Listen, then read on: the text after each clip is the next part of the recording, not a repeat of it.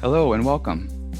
Wherever you are in the world today, thank you for joining us for the Rise Traveler, unpacking conversations of sustainable travel. We are here to talk to eco-minded and socially conscious travelers, diversity and inclusion specialists, wildlife conservationists, environmental activists, and anyone using travel as a way to uplift and inspire. Together, we will go a step beyond the Instagram-ready world of travel and take a look at how travel can be a source of growth and development for all people and all communities. This podcast is an extension of the Rise Travel Institute, a 501c3 nonprofit committed to empowering young travelers through educational programs, research, study tours, and scholarships. Visit risetravelinstitute.org to learn more. And now, here's your host, Amy Hager. Hello, hello, hello, wherever you are in the world today. Thank you for joining us on the Rise Traveler, unpacking conversations of sustainable travel. And I'm really excited because today, joining me live from Guatemala is Jodi Suckle. Jodi, welcome. Hi. Yay! Well, Jodi, let's dive in. You are a volunteer here at Rise. What is the role that you really focus on here? I am the Experiential Travel Manager, so I manage all of our experiential journeys. Mhm. And my secondary hat is the student conferences. I manage and support those as well. Okay. Well, take me back. Why did you actually originally start to volunteer with Rise? What was that calling all about for you? I really wanted to learn more about the industry and do some networking, and get involved when I was doing some job hunting. And meeting Vinci and hearing her talk about her passions and about this organization got me really excited. Like this was a place where I could do all of the things that I wanted to do. And then meeting the rest of the team is the best team that I've worked with. So it was Yeah. really easy to jump in and to stay engaged and to be excited every day.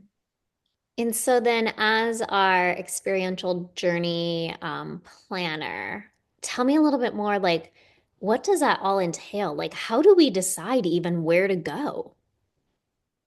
So, so far, it's been a combination of things. Our first ever ones, we got really lucky in finding a partner that we knew straight from the beginning would be a really good match for us.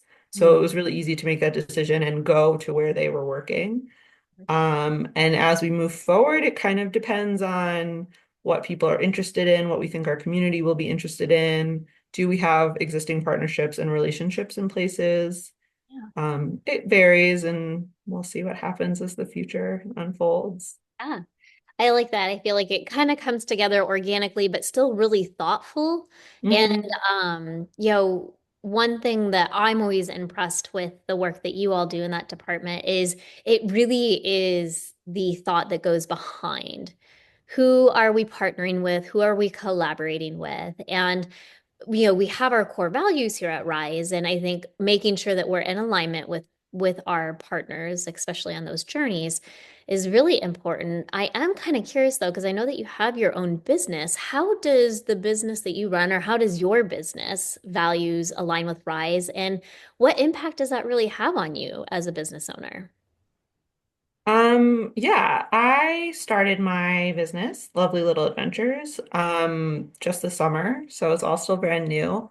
Yeah. But I really wanted to use my background, operations and logistics, and um, to support the tour operators and small companies that were doing the kind of travel that I was really excited by. And Mhm. that's travel that does embody a lot of what RISE stands for. You Yeah. know, not just Instagram ready tourist hotspots, but talking to the makers and the locals and the people. At some point in RISE, somebody said, it's not just a destination, it's someone's home. And that really stuck with me. And, you know, you could go to Paris and see Paris but then also talk to Parisians. And Mhm. that's what makes a place special is really talking to people and learning about the place.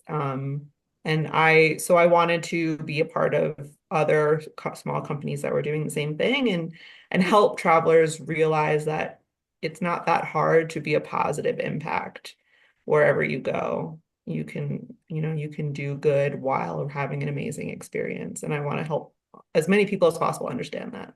Yeah, and I know that you were able to be on the experiential journey to Guatemala, and I think we had like around 8 people, right? And so Hmm. you're kind of already answering this, but why is it important that anyone who likes to travel should have that type of experiential journey to really learn how to be a more mindful traveler? Like, what can they expect? I think we really set out to make sure that we weren't just offering just another trip. There's so many operators out there offering so many opportunities. I think one of the big thing that sets us apart is that we save time to have in-depth conversations and reflections with each other, with instructors, with the people that we're meeting, to really understand why the communities that we're meeting are struggling in the way that they are, or how what they're doing is helping, and how our visit is helping. And also to be really transparent in the decisions that we make. Yeah. This is where we're visiting, this is why we're visiting them, or this is why we're choosing to do this thing. And I think I see it as a way to show travelers how to put together their own trip in the future. Mm. Unfortunately, you can't come on an EJ with us every year, but you can take what you've seen and what you've learned from one of our trips and make it your own and go take your next family vacation in a way that kind of mirrors what we're doing. Yeah. Well, so then knowing that you have this background in student travel, you're clearly the one planning our travel here at Rise. I'm curious, what would you like to see in the future of student travel? Um, I think that what I always think about when it comes to sending students abroad, young people abroad, is like today's study abroad university student is tomorrow's like big travel spender, Yeah. right? The future, they are our future is a cliche, but it's also true. And I want to give students the tools now to understand how to be a responsible traveler in the future and how to have transformational experiences every time they leave their house. Mhm. And so I hope that, more and more schools and companies who are working with these ages are really intentional in how they are selecting the partners that they're working with on the ground and how they're selecting their destinations, Mhm. but also in how they're preparing their students to Yeah. go abroad. And I think one thing that tends to get overlooked in the chaos of graduation and Yeah. finals and things like that is having conversations with your students when they come home so that they like really internalize what they've learned and how they've grown. And it's not just another experience that they, have pictures of, but it's something that really affects them as they move forward. So when you reflect on your time in Guatemala with our experiential journey, what do you think was one of those really deeper reflection points that you're going to remember for the rest of your life? And it's not just a photo in a photo album. Um, I think we did a homestay. Mhm. And it was just one night, but it was really incredible. And being in that homestay, one of the things I realized when we were in our, I speak very broken Spanish. They spoke no English. But one of the things that I realized was this was like a travel experience for them too. Yeah. I wasn't just me learning. They also got a chance to learn a little bit more about people from another place. Yeah. And I think that's a really important thing to remember when you interact with locals is it should be mutually beneficial. Everybody should have an opportunity to learn and grow and experience something. And trying to have that mindset when you go out and do whatever you're doing, taking a class, going on a tour, visiting a beautiful place. I think if you are aware that it should be mutually beneficial between you and your host in whatever capacity, then there's so much potential for fun and engagement and growth and good stuff. Yeah. I remember the first time I traveled abroad, it was with a student program, and we had to stay at a homestay too. We were there for a week, And when I first got there, they all insisted on speaking English to me. And I was like, but I'm here to practice my Spanish. And so what we decided on is I would speak Spanish to them and they would speak English to me and we all get to practice. And it's sometimes just like the that tiny little thing, right, that can make Mhm. the exchange a mutual beneficial exchange, but also for me to speak up and say, "Hey, I'm here for this. What would you like from this interaction? How can we both benefit from this relationship or this situation?" And I didn't realize that I was being thoughtful, mindful, anything. It just kind of intuitively came. Yeah. And so, do you think that even as we are transparent and we do set these intentions and such, do you think there's some level of gut trust or intuition that we get to fall into in journeys like that? Yeah, I think that like people genuinely want all of these things, even if they don't recognize it or can put a name to it. Like Yeah. everyone wants to have a good experience. No one wants to negatively impact the place where they visit. Yep.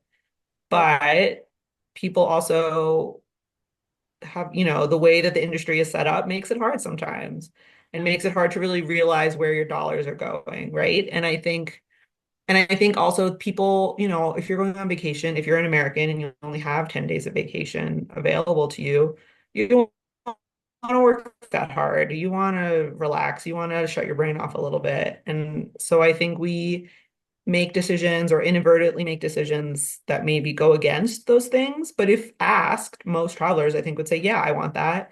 And so, yeah, it does require a little bit of extra work sometimes. But that's also if you're looking for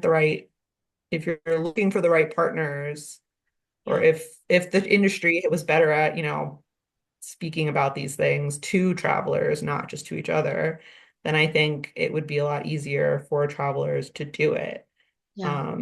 And I wanted to say one thing about homestays. I think people get really intimidated by the concept of staying in a stranger's house, especially if the language is different, and just just go for it. Like I said, my Spanish is terrible and we got by. It was great. We were laughing hysterically and everyone was like we got fed, we had a place to sleep, everything was fine. Yeah. So just go for it, especially if you have a buddy, all the better. But it's a really exciting and wonderful experience. And more often than not, your host is like just as excited as you are Yeah. to Yeah. have you visit and to share their home and their culture with you. So just Yeah. that I little totally plug.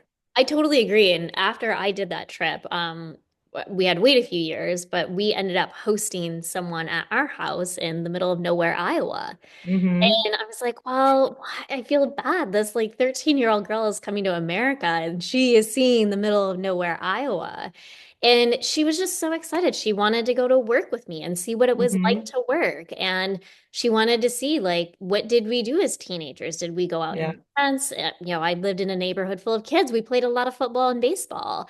And so, I think you're really right, Jody. Like when we get the opportunity to really experience the daily life Hmm. and things that we just take for granted that they're probably boring and it's just what I do every day, Yeah. is really exciting to someone who's coming in with a fresh pair of eyes. And I think on the receiving end of that, it was kind of neat to see someone see my day to day actually exciting or entertaining or fun and maybe kind of moved me out of that mundane of, oh well, I'm doing the same thing again today, right? So I really think that you're nailing it right on the head. It's a really great experience, a little nerve-wracking, but Hmm. on the other end is something that's just so amazing. Yeah, I worked for a high school exchange program for a little while, and the stories that the students and the volunteers and the host families shared about, now I have a whole family in another country. And it was really where they were family, and it definitely impacted how they grew and evolved, and Mm. both the families and the students. It's Yeah. a mutually beneficial. That's definitely a mutually beneficial thing. So Yeah. if you're listening, go abroad. It's great. No matter how old you are, just go. I love it. Well, as we wrap up our conversation today, knowing everything that you've talked about, I am curious, what legacy do you want to leave behind in this world? I want people to feel empowered to do the different thing. Hmm. I am constantly finding myself without a a direction or a like a solid plan to move forward, and I'm having to guess and figure it out for myself, and it's really hard, but it's worth it. And I want people to look and say, oh yeah, she is doing the hard thing and fumbling through, and it doesn't always work, but it's worth it, and it's fun, and it's leads to great things. So hopefully more people chart their own path, Yeah. however difficult it is, and just like be open to new experiences, and always smile at passenger people passing by because it's always worth it, and always smile at people as you fumble with their language because they will usually meet you halfway. Yeah. I love that. Well, thank you so much for joining me today. I really appreciate it. Thank you. And that does bring us to the end of our journey today. And if you liked what you heard and you want to hear more, well, please, please go like, comment, and follow us. We're at Rise Travel Institute on Facebook and Instagram. And just remember, here at Rise Travel Institute, we believe conscious travel can help create a more just and equitable world. So if you're a college student planning to study abroad, a tourism professional who wants to create a more equitable and inclusive industry, or really anyone, as Jodi said, who's currently traveling the world and wants to understand how to travel in a just and sustainable way, we really encourage you to head over to risetravelinstitute.org for more information on our educational programs.